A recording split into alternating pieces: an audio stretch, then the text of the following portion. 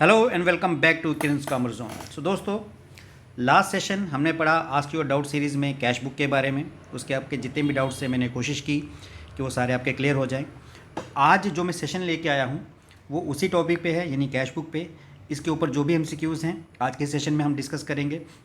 काफ़ी सारे बच्चों ने मुझे कहा कि थोड़े मॉडरेट टू टफ भी एमसीक्यूज़ आएँ, वो भी आएंगे। लेकिन मैं जो बुक से एमसीक्यूज़ ले रहा हूँ, मैं हर एक बुक से एमसीक्यूज़ ले रहा हूँ। तो जो बुक में मुझे दिख रहे हैं मैं सभी के सभी एमसीक्यूज़ ले रहा हूँ। उसमें सिंपल भी हैं, मॉडरेट भी हैं, टफ़ भी हैं।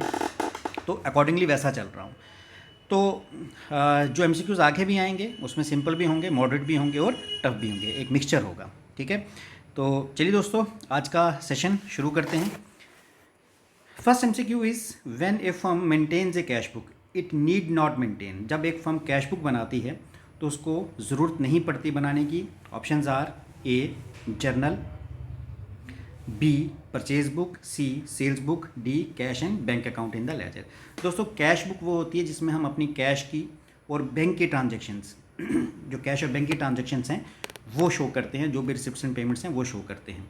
जर्नल प्रॉपर वो बुक होती है जिसमें हम वो ट्रांजैक्शन शो करते हैं जो सब्सिडीज़ बुक में हम शो नहीं कर पाते। फॉर एग्जांपल जो ट्रांजैक्शन आपने कैश बुक में शो की, परचेज बुक में शो की, उस ट्रांजैक्शन आप सेल्स बुक में शो करते हो।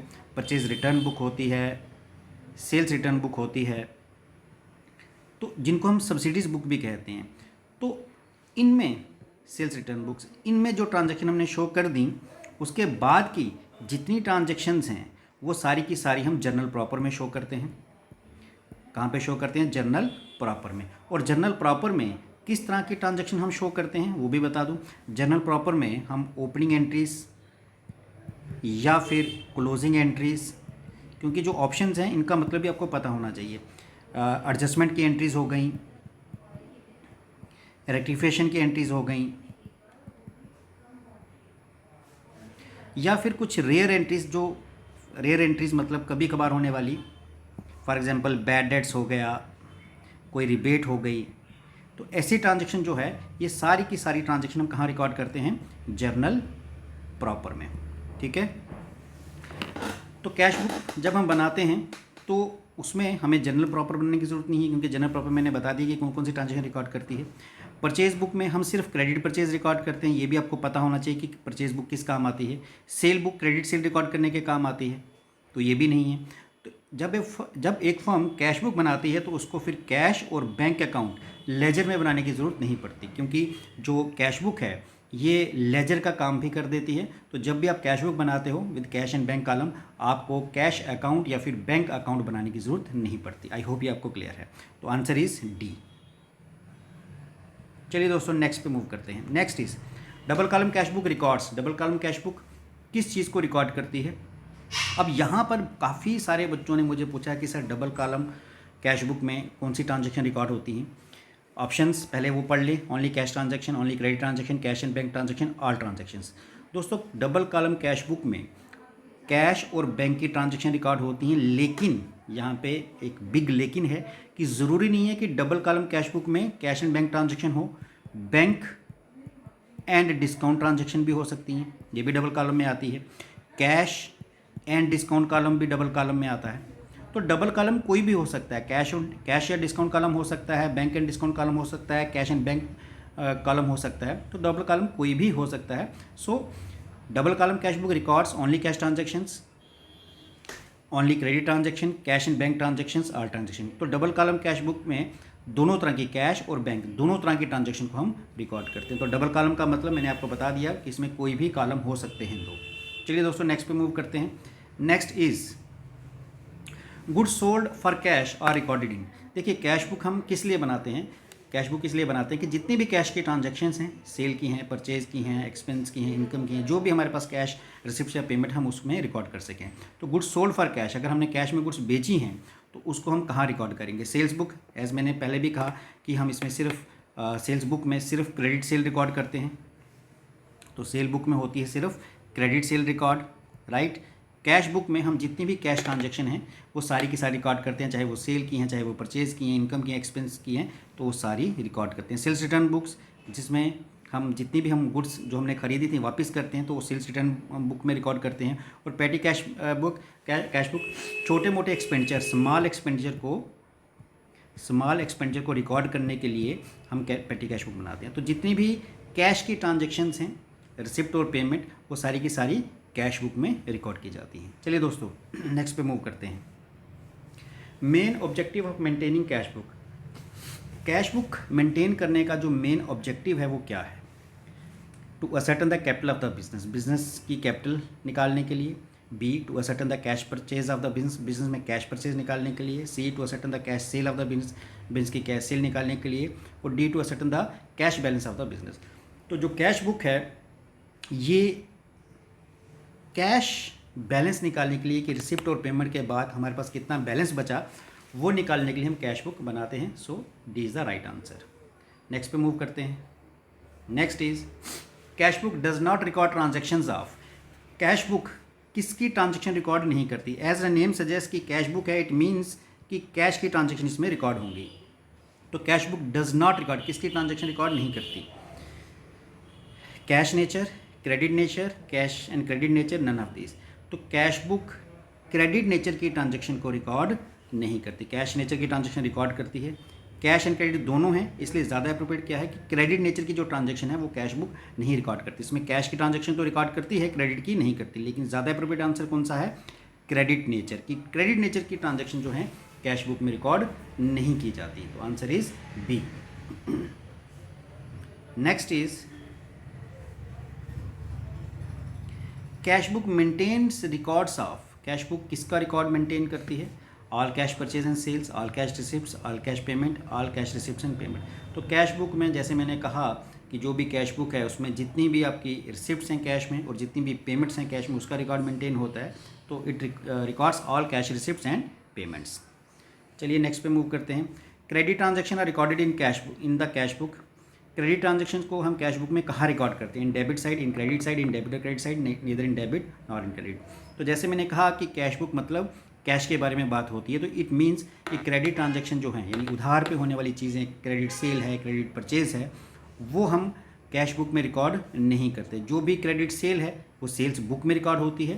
क्रेडिट सेल मैंने पहले भी बताया कहाँ रिकॉर्ड होगी? सेल्स बुक में। और क्रेडिट परचेज कहाँ रिकॉर्ड होगी?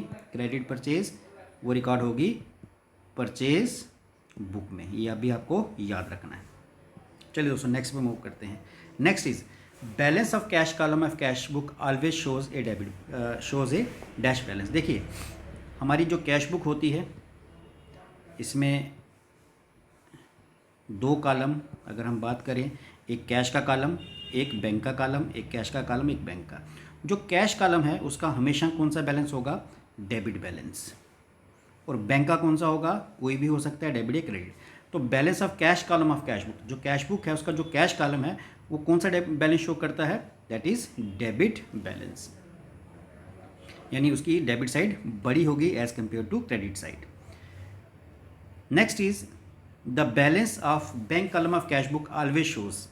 अब जो बैंक कॉलम है वो क्या शो करेगा? तो मैंने अभी बताया कि जो कैश बुक है डबल कॉलम, ये कैश का कॉलम आ गया, ये बैंक का कॉलम आ गया, इस तरफ भी एक कैश का कॉलम, एक बैंक का कॉलम।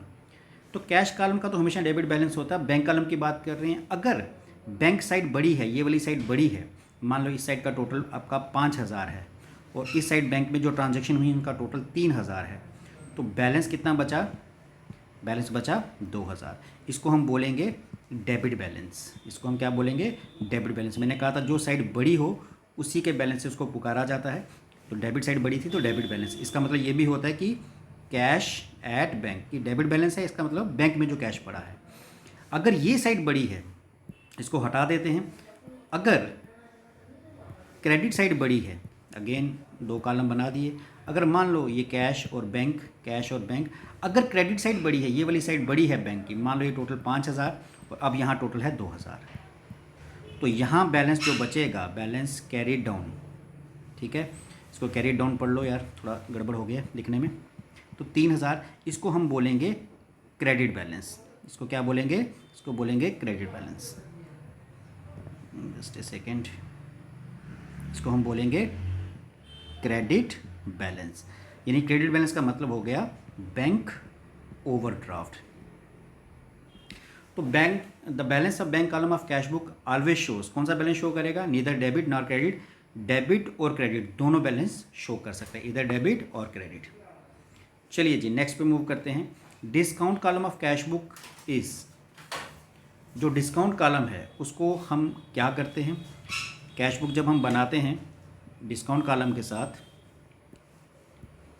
तो ये डिस्काउंट कॉलम है, मान लो ये कैश और ये डिस्काउंट, ये कैश और ये डिस्काउंट।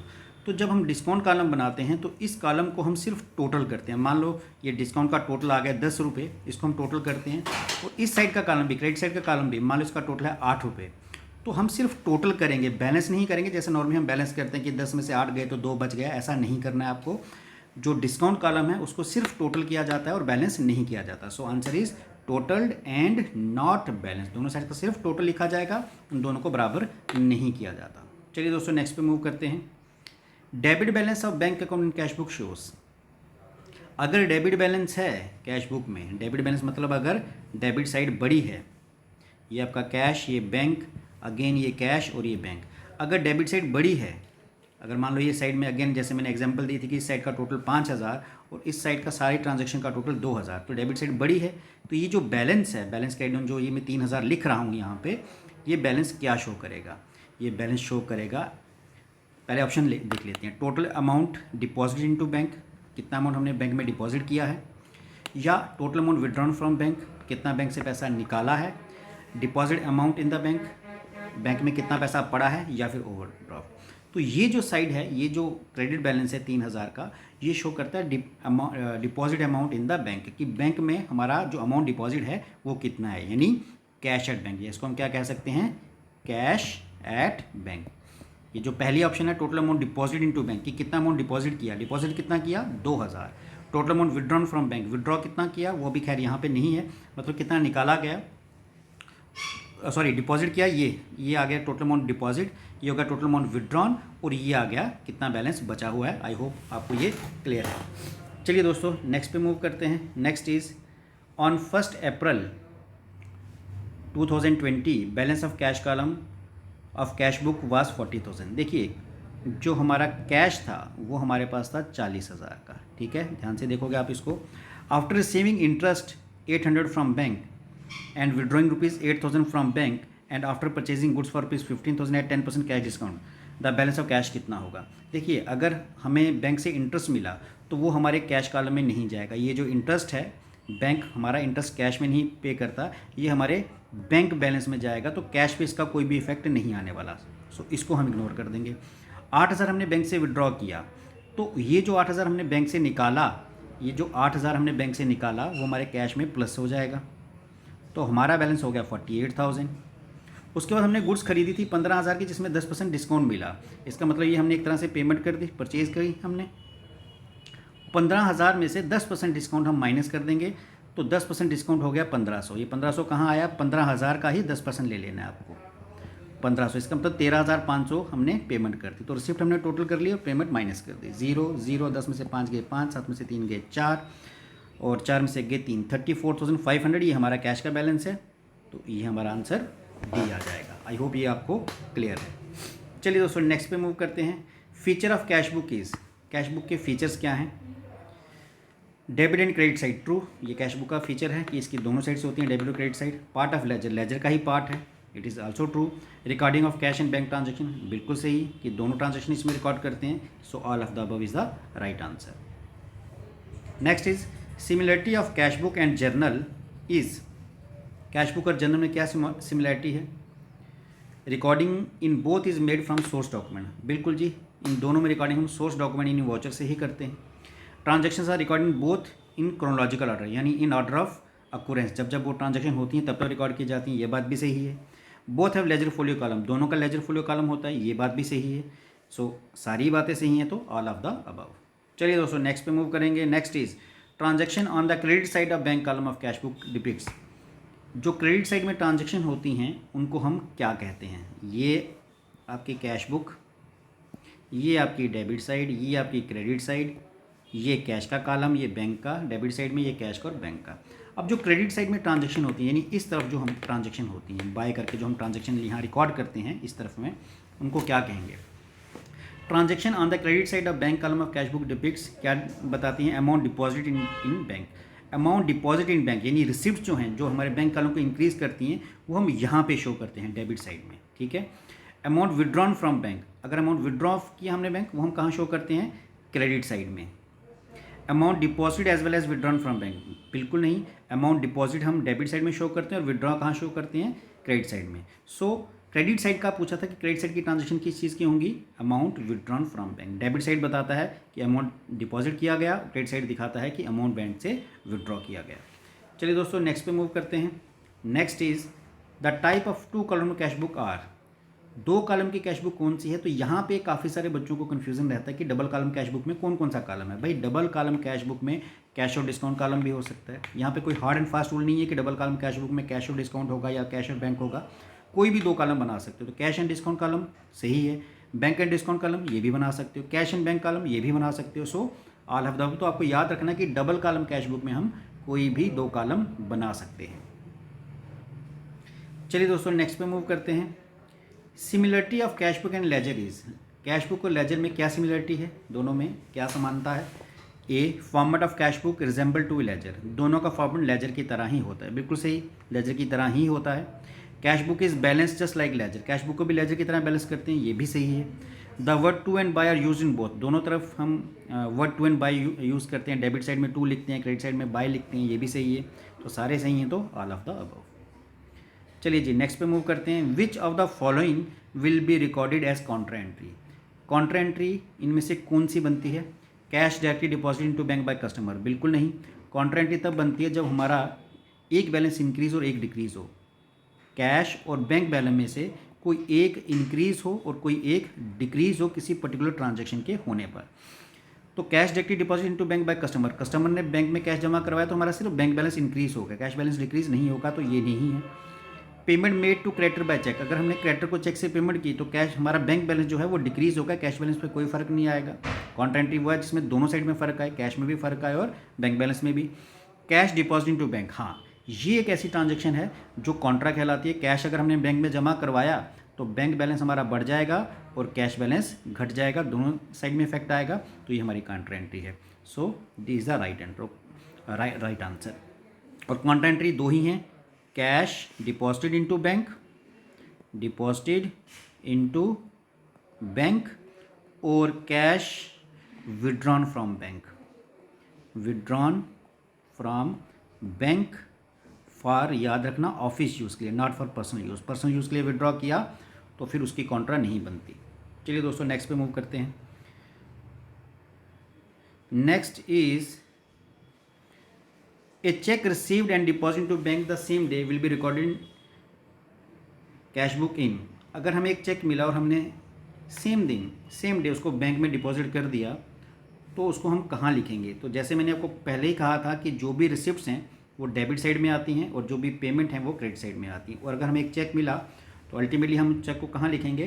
कैश बुक के बैंक कॉलम में। So cash column on the debit side गलत, कैश कॉलम में नहीं लिखेंगे। Cash column on the credit side में तो लिखना ही नहीं है क्योंकि वहाँ तो पेमेंट्स रिकॉर्ड की जाती हैं, यहाँ तो चेक रिसीव हो रहा है। Bank column on the debit side, ये बिल्कुल सही है कि डेबिट साइड का जो बैंक कॉलम है उसमें हम इसको रिकॉर्ड करेंगे। Bank column on the credit side ये गलत है, तो सही आंसर है सी। चलिए दोस्तों नेक्स्ट पे मूव करते हैं। Next is interest allowed by bank will be recorded in cash book इन, अगर बैंक ने हमें इंटरेस्ट दिया, अगर बैंक हमें इंटरेस्ट देता है तो उसको कहाँ रिकॉर्ड करेंगे? अगेन इंटरेस्ट दिया, इट मीन्स कि ये हमारे लिए क्या है? रिसिप्ट्स हैं, और रिसिप्ट्स हमेशा हम डेबिट साइड में रिकॉर्ड करते हैं। तो अगर बैंक ने हमें इंटरेस्ट दिया तो वो डेबिट साइड जो है उसके बैंक कॉलम में रिकॉर्ड होगा। तो ऑप्शन पढ़ लेते हैं अब, कहाँ रिकॉर्ड होगा? A, bank column on the debit side, पहला ही आंसर सही है कि डेबिट साइड जो है उसके बैंक कॉलम में उसको हम रिकॉर्ड करेंगे, इज़ द राइट आंसर। चलिए दोस्तों नेक्स्ट पे मूव करते हैं। Cash discount received will be recorded in cash book इन, अगर हमें कैश डिस्काउंट मिला तो हम उसको कहाँ रिकॉर्ड करेंगे? चलिए जी, तो कैश डिस्काउंट अगर मिला, मान लो ये डिस्काउंट है, तो उसको हम कहाँ रिकॉर्ड करेंगे? देखिए दोस्तों, कैश डिस्काउंट हमें कब मिलता है? जब हम किसी को पेमेंट करते हैं। मान लो मैंने राम को पेमेंट की, ठीक है, राम को मान लो मैंने 1100 रुपये देने थे, लेकिन उसने मुझसे 1000 रुपया लिया और 100 रुपये का मुझे डिस्काउंट दे दिया। तो हमने कहाँ रिकॉर्ड किया? क्रेडिट साइड में, ठीक है। तो कैश डिस्काउंट जब हम रिसीव होता है तो कब रिसीव होता है? जब हम किसी को सबसे पहले पेमेंट करते हैं। तो ये अगर हम किसी को पेमेंट कर रहे हैं और कैश डिस्काउंट रिसीव हो रहा है तो कहाँ रिकॉर्ड करें? क्रेडिट साइड में। अब इसको क्रेडिट साइड में क्यों रिकॉर्ड किया, उसका भी रीज़न है, क्योंकि डिस्काउंट जो है ये एक नॉमिनल अकाउंट है। नॉमिनल अकाउंट मतलब debit all expense, credit all incomes. तो इनकम्स को हमेशा क्या किया जाता है? क्रेडिट किया जाता है। तो क्योंकि डिस्काउंट जो हमारे लिए है ये इनकम है, और इनकम को रूल रहता है कि क्रेडिट ऑल इनकम, कि इनकम को हमेशा क्रेडिट साइड में रखा जाता है, इसलिए इसको हमने क्रेडिट कर दिया। तो आंसर फिलहाल इसका आंसर क्या है? Discount column on the credit side. When a check deposited into bank is dishonored by bank, it will be recorded in cash book. अगर हमने एक चेक बैंक में डिपॉजिट किया था और वो डिसऑनर्ड हो गया, डिसऑनर मतलब कैश नहीं हुआ, तो उसको हम कहाँ रिकॉर्ड करेंगे? तो आज के डाउट सीरीज में ये चीज़ मैंने बताई थी क्लियरली कि मान लो आपको एक चेक मिला, राम ने आपको एक चेक दिया, पहले दिया था पास में कभी, मान लो 5000 का, अब वो चेक डिसऑनर्ड हो गया, मतलब वो हमारे बैंक में पैसा नहीं आया। तो एक तरह से अब हमें एक कैंसिलेशन की एंट्री करनी पड़ेगी। जो चेक एक समय हमारे लिए रिसिप्ट में लिखा गया था, अब उसको हम कहाँ लिख देंगे? पेमेंट में। कहाँ पर? बैंक कॉलम में ही, लेकिन कहाँ? क्रेडिट साइड में, ठीक है। तो एक चेक हमारे पास, एक समय जब हमारे पास कोई चेक आया था तो हमने उसको डेबिट साइड में लिखा था, लेकिन अब वो डिसऑनर्ड हो गया, तो उसकी कैंसिलेशन के लिए हमें उसको क्रेडिट साइड में लिखना पड़ेगा। और किस कॉलम में? बैंक कॉलम में ही, क्योंकि हमारा बैंक कॉलम में लिखा था, पहले भी बैंक कॉलम में लिखा था, अब भी बैंक कॉलम में लिख के उसको हम कैंसिल करेंगे। तो कहाँ लिखा हमने? क्रेडिट साइड में। क्रेडिट साइड में कहाँ? बैंक कॉलम में। So bank column on the debit side गलत, bank column on the credit side, B is the right answer. चलिए दोस्तों नेक्स्ट पे मूव करते हैं। Bad debt will be recorded in cash book. इन बैड डेट्स को हम कहाँ रिकॉर्ड करते हैं? Cash column on the credit side, bank column on the credit side, discount column on the credit side, none of the. दोस्तों bad debts वो पैसा जो डूब गया, तो कैश बुक में तो सिर्फ जो कैश आया और गया वही रिकॉर्ड करते हैं, इसलिए ना तो ये क्रेडिट साइड में रिकॉर्ड होगा, ना ही ये डेबिट साइड में रिकॉर्ड होगा, ना ही ये डिस्काउंट कॉलम में, तो नन ऑफ द अबव। लेकिन अगर रिकॉर्ड होगा तो कहाँ रिकॉर्ड होगा? ये भी आप याद रख लो कि बैड डेट्स को हम जर्नल प्रॉपर में रिकॉर्ड करते हैं, ये आपको याद रखना है। चलिए दोस्तों नेक्स्ट पे मूव करते हैं। Next is trade discount allowed will be recorded in cash book. इन अगर हमने ट्रेड डिस्काउंट दिया है तो उसको हम कहाँ रिकॉर्ड करेंगे? तो पहले ही बता चुका हूँ कि ट्रेड डिस्काउंट कहीं पर भी रिकॉर्ड नहीं होता, ना कैश बुक में ना किसी अदर बुक में। सो इसका सीधा सा आंसर है कि ट्रेड डिस्काउंट को तो हम कहीं रिकॉर्ड करते ही नहीं है, सिर्फ कैश डिस्काउंट रिकॉर्ड होता है कैश बुक में। चलिए दोस्तों नेक्स्ट पे मूव करते हैं। On 1 April 2020 balance of cash column of cash book was 10,000, कि जो कैश का हमारा बैलेंस था वो 10,000 था, राइट। आगे कहता है आफ्टर रिसीविंग 2000 फ्रॉम अनिल, हमें 2000 अनिल से मिला, अनिल से हमें कैश मिला 2000, जो रिसिप्ट है उसको टोटल करते जाओ, कितना हो गया? 12,000। और फिर हमने एक चेक दिया, लेकिन याद रखो दोस्तों कि चेक जो है हमारे कैश बैलेंस को इफेक्ट नहीं करेगा, ये हमारे बैंक बैलेंस को इफेक्ट करेगा, तो इसलिए हम इसको यहाँ पे कंसिडर नहीं करेंगे। उसके बाद कहता है after giving a cheque of ₹3200 to Sunil and making payment of wages. अब वेजेस हमने पे की, ये चेक से नहीं पे की, ये कैश से पे की हैं, तो क्योंकि लिखा नहीं है कि ये चेक से पे की, इट मीन्स ये कैश में पेमेंट है, तो वेजेस हमने पे की, तो वेजेस हमारी पेमेंट है, तो इसलिए हमारा कैश बैलेंस डिक्रीज होगा। तो अब वेजेस की पेमेंट करने के बाद कितना बैलेंस बचा? 11,500। So A is the right answer. चलिए जी नेक्स्ट पे। On 1 May 2020 cash book bank overdraft balance was 2000। Bank overdraft मतलब बैंक का जो पैसा आपने देना है, जो आपने ओवरड्रा करवाया है, तो इसको हम नेगेटिव बैलेंस कहते हैं, या फिर बड़े बच्चों ने पूछा था ओवरड्राफ्ट को हम अनफेवरेबल बैलेंस भी कहते हैं, अनफेवरेबल बैलेंस, ठीक है। तो 2000 का ओवरड्राफ्ट बैलेंस था, मतलब ये माइनस में है बैलेंस। अब एक चेक हमने बैंक में जमा करवाया, यानी ये हमारी रिसिप्ट है, तो हमने एक चेक जमा करवाया, कितने का? एक चेक था हमारे पास, कितने का? 10,000 का हमने बैंक में जमा करवाया। तो क्योंकि ये माइनस में है ये वाला फिगर और ये प्लस है, तो माइनस प्लस माइनस हो जाएगा, तो कैंसिल करके 8,000 हो गया। और फिर हमने एक चेक भी दिया, मतलब हमने पेमेंट की, एक चेक से पेमेंट की, ये हमारी रिसिप्ट थी इसलिए हमने ऐड कर दी, ये हमारी पेमेंट है 7200 की, इसलिए हम माइनस करेंगे। तो अब मेरे पास कितना बैलेंस बचा? 800। तो एज पर बैलेंस हमारी कैश बुक के बैलेंस के हिसाब से ये हमारा कौन सा बैलेंस हुआ? पॉजिटिव बैलेंस है, इट मीन्स डेबिट बैलेंस है एज पर कैश बुक। याद रखो जो कैश बुक का डेबिट बैलेंस होता है वो पासबुक का हमेशा उल्टा होगा, यानी क्या होगा, पासबुक का वो क्रेडिट बैलेंस होगा। तो अभी ये कैश बुक की बात करें तो कैश बुक का ये डेबिट बैलेंस है, लेकिन अगर पासबुक के एंड से बात की जाए तो पासबुक का ये क्रेडिट बैलेंस होगा। सो अभी क्योंकि कैश बुक की बात हो रही है, it will be debit balance. Which of the following statement is true, इसमें से कौन सी स्टेटमेंट है जो ट्रू है। Cash book is a journal and not ledger, cash book journal है लेकिन लेजर नहीं है। B, cash book is ledger and not journal, cash book ledger है लेकिन जर्नल नहीं है। Cash book both journal and ledger, cash book दोनों ही हैं, और cash book neither journal not ledger. देखिए जी, कैश बुक क्या है, ये जर्नल भी है और लेजर भी है, क्योंकि मैंने पहले भी बताया था ये कैश बुक हम क्यों बनाते हैं, ताकि हम जो ट्रांजेक्शन्स हैं कैश की उनको जर्नलाइज करने से बच सकें, क्योंकि बहुत सारी ट्रांजैक्शन हमारी कैश में होती हैं। तो अगर हम सबकी जर्नल बना के लेजर बनाना शुरू कर देंगे तो ये बहुत हेक्टिक काम हो जाएगा। तो कैश बुक हम इस तरह से बनाते हैं कि ये जर्नल की जो जर्नल का पर्पस है उसको भी फुलफिल कर देती है। So cash book is both journal and ledger. When a cheque received is not deposited to bank on the same day, it is recorded in cash book. देखिए, अगर हमें कोई चेक मिला और हमने उसी दिन बैंक में जमा नहीं किया, डिपॉजिट नहीं किया, मान लो अगले दिन डिपॉजिट किया, तो उसको हम कहाँ रिकॉर्ड करेंगे दोस्तों।